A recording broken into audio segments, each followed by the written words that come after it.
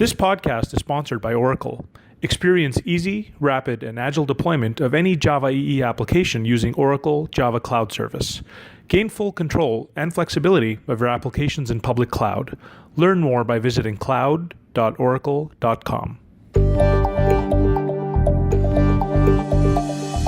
Welcome to the InfoQ podcast. My name is Wesley Reisz, and I'm the QCon Chair and Community Advocate. And today I'm here with Tal Weiss. Tal is the co-founder and CEO of OverOps. You probably knew them previously as Takipi, and if you're a developer, you've definitely ran across their blog where he frequently posts. In August of this year, Takipi became OverOps. Tal, welcome to the InfoQ podcast. So OverOps is pretty cool. I mean, it's from what we talked about before. You can get a stack trace, you can get log files, and then you can click on things and you can jump into and actually dive into the heap and actually see what's going on. So tell me a bit about that. Yeah, for sure. You know, when I tell people, we tell you when, where, and why a code breaks in production. So yeah, it's cool, but it's a fairly high-level statement, and I assume, we're all technical here, and the folks that know that, we're listening to this, I imagine technical guys as well, they're want to know, what do you mean? Yeah. And what I usually say is ask a simple question do you use log files to operate your application in production today? And people usually say, yeah. I say, yeah, that's kind of a rhetorical question. It's like asking, do you drink water, right? And what we say is what if for every log error or warning, in your production log, you would have this tiny link.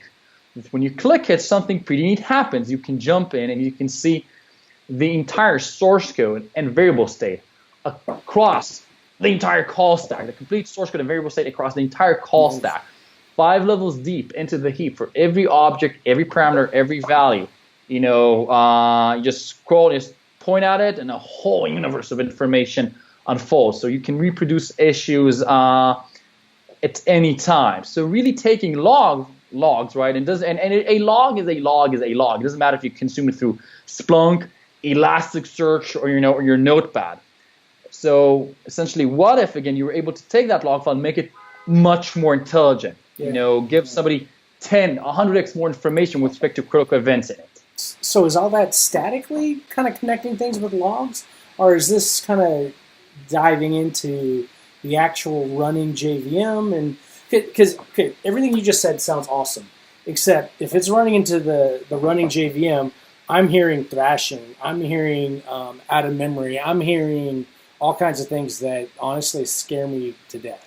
Yeah, for sure, and would scare any person who's who knows this stuff. And really, if you were to ask me, Tal, what is the secret sauce? What is the thing that would differentiate to enable us to do these things? It's all about the performance of it, being able to do that. And we're working now with hundreds of companies, the largest healthcare, media companies in New York processing 40 billion transactions through us every day, at sub-milliseconds. So for them, performance is everything. And the reason we're able to do to be able to operate under 3 and with enterprise even at a sub 1% overhead production is because we operate, underneath the JVM, between the JVM and the processor itself. Okay. We operate at the machine code level.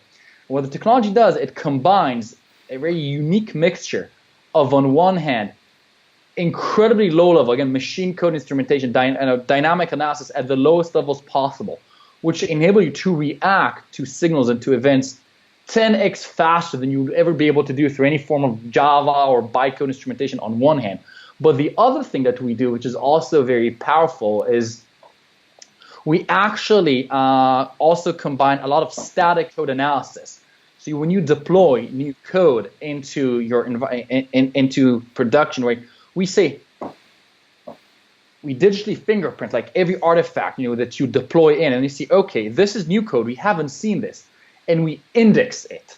So what we have actually is a living, breathing index of the actual code that's running. It's DNA, if you will, down to the most microscopic levels. And the reason why that is powerful is because when we capture data, we can capture it in pure raw memory form.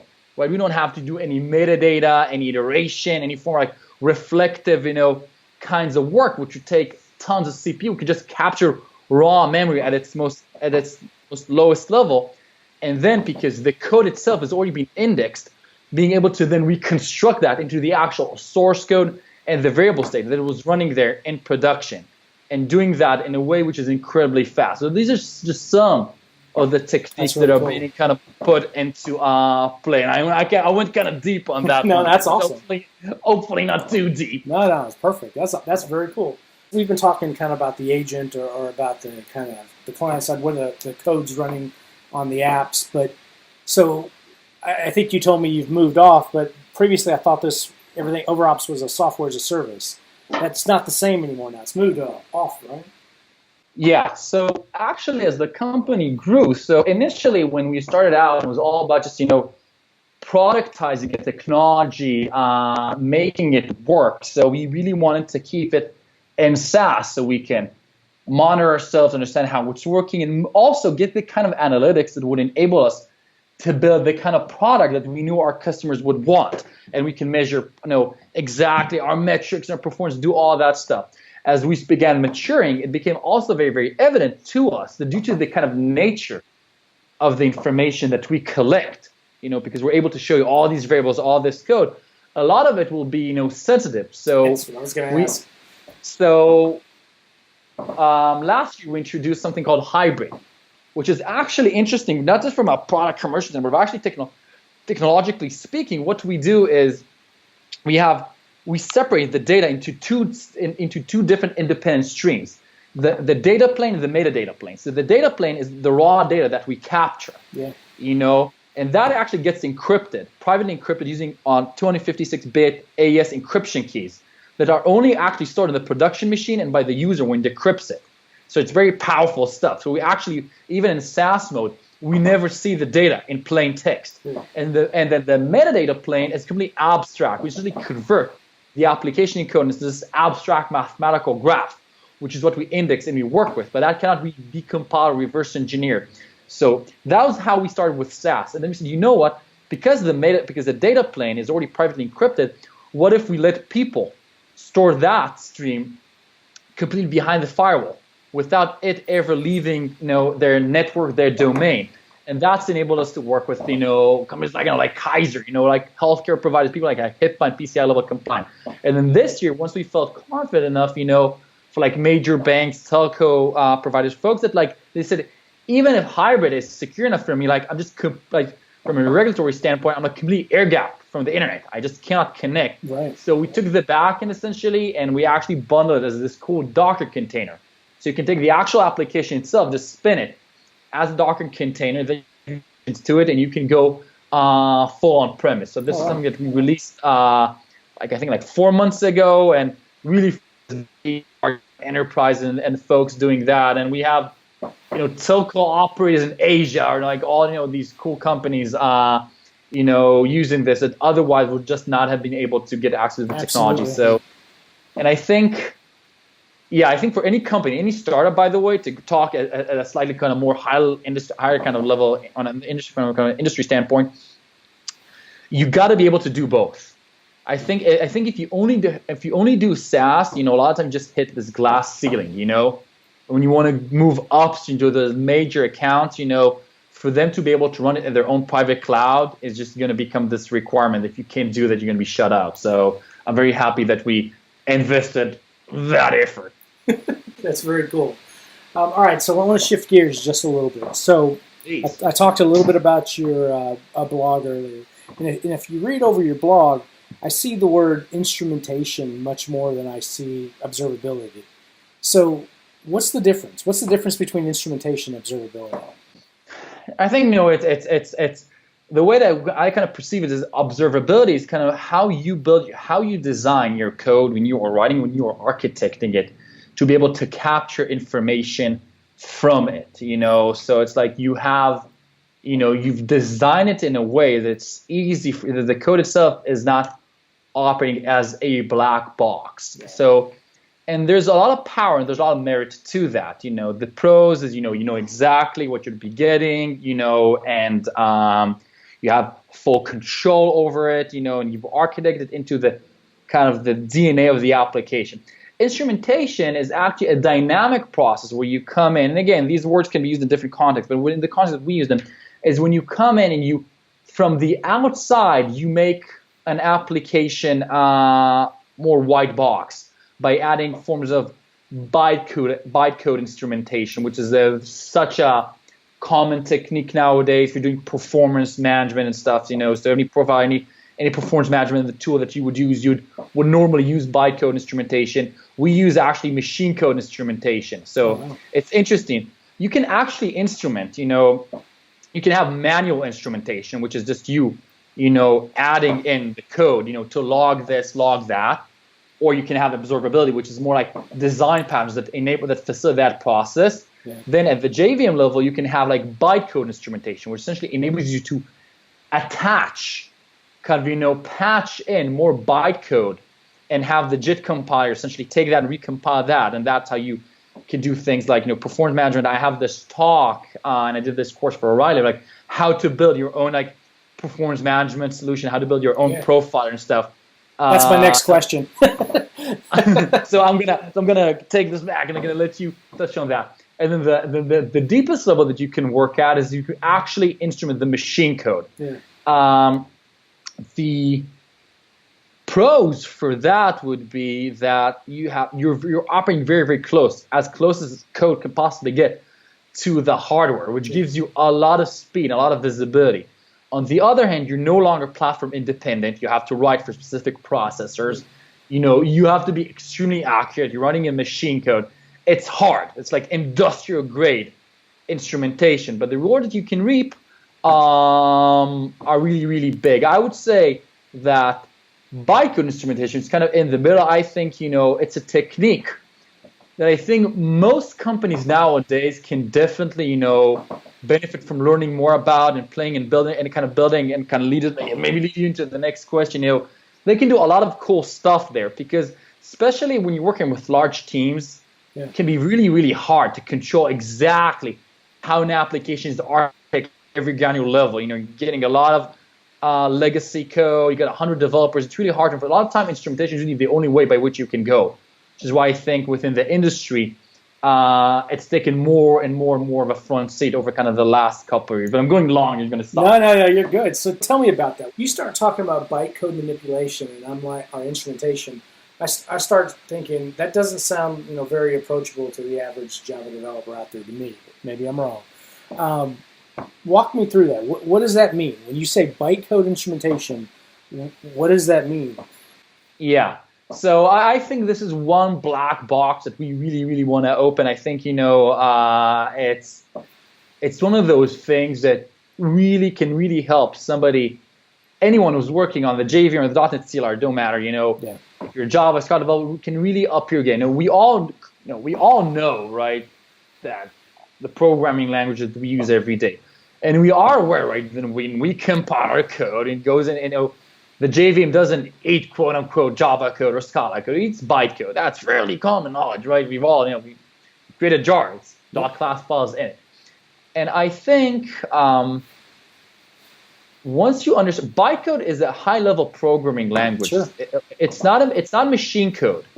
It's not like ones and zeros. It's actually just a more efficient way of describing application logic, which is maybe a bit closer to what an actual machine code executable would look like, but it's still super readable.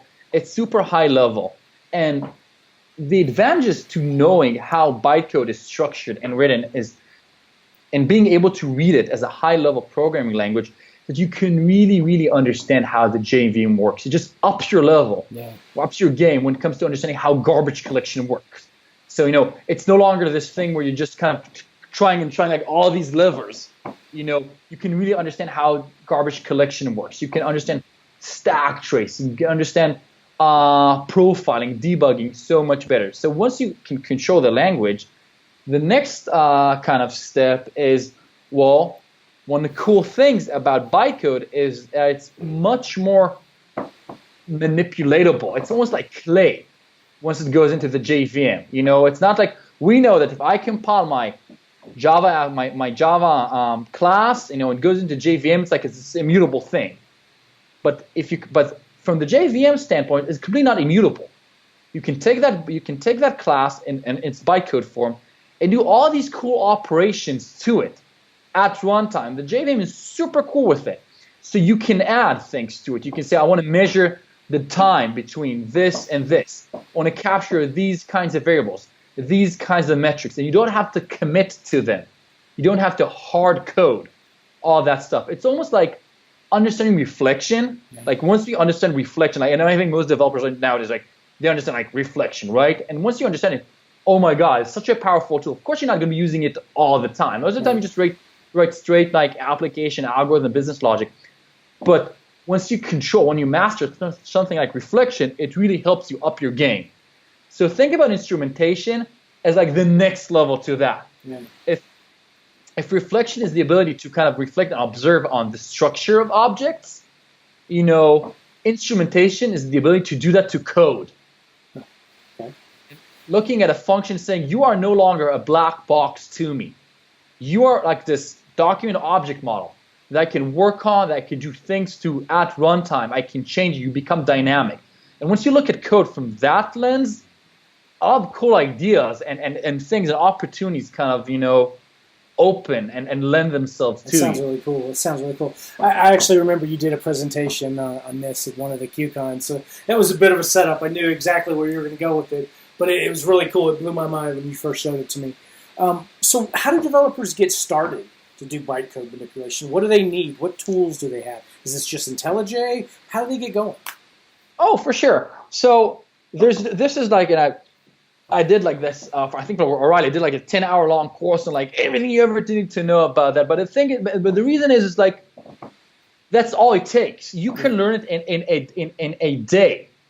That's the cool thing about this. It's not a black art. You use it, you write it in the exact same way that you would use any application. Essentially, all you do is you write a jar file, and you say, well, this jar file, you add a little attribute to it, saying, this is going to be an agent. Then you pass that agent that jar file. You give it the specific permission, so the JVM recognizes this is a jar file that can actually manipulate code. Those jar files are just called Java agents. That's all. If you ever heard the name Java agent, is just a jar file that has Java code in it that it receives a special permission from the JVM to manipulate code.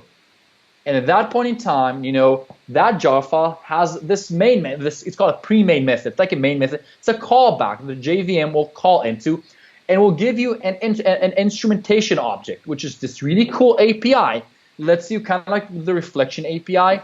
Look at all the classes that are loaded, and you can choose this class, this method, and then you can come in and you can manipulate it. Now, the structure of a class is bytecode. That's like the document object model. Think about like the XML that defines that class. And if you want to edit it, because the JVM will just give you it's just going to give you that in like raw form. Ain't no thing. You can just grab. There's a bunch of really awesome bytecode manipulation, which essentially is the ability to parse that DOM and edit it. ASM is like the most well-known. I think it's one of the. There's like B-cell, but ASM is really, really great. It's super lightweight, so you can come in, you can create that Java agent. You can add it to the JVM to give that permission. You can get an object. You can load an ASM. You can take that code, load it as an ASM node. It turns that code into almost like an XML-like document in memory. And then once you learn a bit of bytecode, it's like all fully documented. You can come in. There's also this really cool plugin that I talk a lot about, which is called the ASMifier, which is really awesome. You put it in your. You can Google just the ASMifier, and I think I blogged about it. We can maybe add that as a link to the podcast later on. Which is really cool. It's I use it for Eclipse, but I'm sure it's got a bunch of like for IntelliJ, all that stuff. Plug in that. Essentially, you write code in the editor, and it shows you the bytecode representation in real time, live, in a side thing. So it's cool. You write a simple application, you see exactly how that looks like in bytecode. So you can learn bytecode. You say, how does the bytecode represent? I want to inject, if this, do that, otherwise call that method. Write it in Java. It will automatically see how it looks in bytecode. You can actually show it. Generate the commands to create that bytecode. So also kind of ASMify it so you can actually see. I want to write this code. Show me how to generate that code in real time. And you take that code, you add it to your agent. And the last thing I want to add about this is there's also something that the JVM has you covered. It's got something called the bytecode verifier, which means people are thinking, but dude, like if I'm going to do all this stuff, I'm going to do some really, really bad things to the application, breach the memory, corrupt things, that's like, this is like some form like biological warfare that I want to engage in. So good news. The bytecode has something, the JVM has something called the bytecode verifier, which means when you try to load bytecode, it doesn't matter if you load it for the first time through a jar file or you load it because you've instrumented, the JVM verifies it. It checks it. It checks it to see that it's consistent. There's nothing you can do with bytecode instrumentation that gives you access to like raw memory, or breaches how garbage collection. Well, none of that, because you're just adding bytecode and Java code. You don't get superpowers in that extent. It doesn't and this is like kind of a myth that I think you need to also debunk. Yeah. When you instrument bytecode, when you add new bytecode instrumentations through bytecode instructions through instrumentation, they're not super secret things. You're not writing in C++. You can't do things that you would otherwise have been able to do with Java code. You're just adding more Java code, at runtime. So if you try to do something funky, something that's inconsistent, something that the JVM says this is not a logical, verifiable set of instructions, it will tell you. It'll throw an exception at you. It will tell you exactly what's wrong, and it's fairly user-friendly. Nice. So that's why I always encourage folks to play with this thing. And I think that combination of using, taking JVM agent, I think we have some posts over that, and I can give you a link to a basic Java agent project on GitHub that has you can just take this thing, pull it from GitHub, and you can use that as a framework. Take that and use the ASMifier plugin. You have a framework to have a lot of fun. Nice. That's cool. So let me I've been going long on this, This is great stuff. It's awesome. All right, let's change gears again. So you've analyzed thousands of projects, hundreds of thousands of projects, I'm sure. So I was reading on your site, I think there's some blog posts or some articles about some of the common errors that you see Java developers run into. You were talking about like the Pareto logging principle, where 97% of the logged errors originate from 3% of the unique events. Obviously, null pointer exception is going to be the highest one thrown. But what are some of those other 3% that you commonly run into? So actually, when we look at this, fascinatingly enough, it's not a null pointer. It's not. It's not. It's the number format exception, and the second one is no such method. I'll talk about that in a second. Why? There's a reason why. But yeah, essentially we've analyzed a lot of log data and a lot of running applications, and the log, it's not 80-20, it's literally 97 to 3% log, and you can it's just mind-blowing how much a fairly small number of events within an application's lifecycle will take so much of its log volume, and I think that's an opportunity there.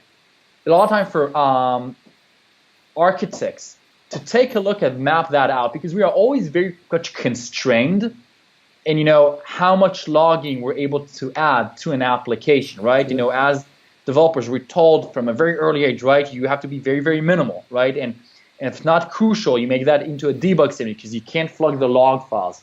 And I think a lot of the time, these are, if you come back, and it's fascinating, to an application 6, 12, 18, I don't know, 4 years after it was developed, and you look at the log file, you see there's so much room to optimize it, because a lot of time we have all this garbage in the log file that we don't really need. Yeah. It's completely we don't need it, and then the stuff that we do need, we're not kind of allowed to add. So it's fascinating, and I really, really encourage folks to analyze and run these queries to analyze how are these broken down. And we would ask customers, what's the breakdown? Say, oh no, the top 10 events that we have, they're maybe 20, 30%. You come back and show it's more than 80. Yeah. And these are sophisticated companies. These are teams. I'm not talking. These are not noobs. These are some bleeding edge guys. So, but to the other point, with respect to null pointer, actually, it's in terms of the Java exception that we see the most. It's usually around data validation and data processing, because especially for like those big data, when you're processing a lot of data, and you're getting all this information being streamed to you. You have this huge stream that you're getting through Kafka or like a Spark, or Hadoop cluster. All this data you have, a lot of the application nowadays is all about data processing, and data has a tendency to be super corrupt. So it's actually, strings are, it's all about just index out of bounds and string and string index out of bounds and number formats. Those are incredibly popular because data just has a tendency to be corrupt. But it's also another fascinating one is this class loading one, something like a no such method exception, linkage. You'll be amazed when applications load how many thousands of errors, especially these big monolithic JVMs, they just spew out into the log with respect to dynamic linkage. There's just so much noise around that. So that's another point that I actually didn't see that one coming. The number formats, the index out of bounds, those kinds of things, I thought. Yeah. And the last bit about that, null pointers, because developers are so sensitive to them, and it's a kind of cultural thing. Like number format exception can be the data's fault. Yeah. Can be off, they give me bad data. But null pointer, we all knew there's no justification for it. Which is why if you get null pointer, the developers are so focused on it. So that's why they usually try to clean that much more quickly than they would all the other ones. And yeah, there's a bunch of research on that on the blog. Going about, like initially when we talked about, going back to the beginning of the conversation, we talked about like what's interesting to folks. People are more interested in that than reading about, me talking about like machine code instrumentation. Well, I mean, there's a certain smell, right? So when you're writing code, if you know that there's these set of errors that are the 3% that get generated, then I'm writing code and I'm in that particular area, there's a smell that I need to pay attention to. So yeah, it makes sense. And it's incredibly hard to know that when writing the app. And that's why you got to have a closed loop. Yeah. Problem is, a lot of the time you have like, we architect, we design, we build the application, we log stuff. We don't really know. It's very hard to predict over time, what's going to take the bulk of that. So it's got to be a closed loop where you're continuously looking at the logs and optimizing them. And I think it's hard to do that because it's one of those things that people are just saying, I don't have the time to go about that. The loggers show it, so I'll just throw them into like a Splunk or something, and just deal with that. But that creates a lot of operational issues and noise and costs. So there's a lot of value to be reaped from those exercises. So always encourage folks to do that. So we've been chatting with Tal Weiss. Tal and OverOps will be at QCon San Francisco. Have booths set up. They're going to be doing some talks. So make sure you come out and see us talk, say hi, and mention that you heard him on the InfoQ podcast. Thanks for chatting with us, Tal. Thanks, Wes.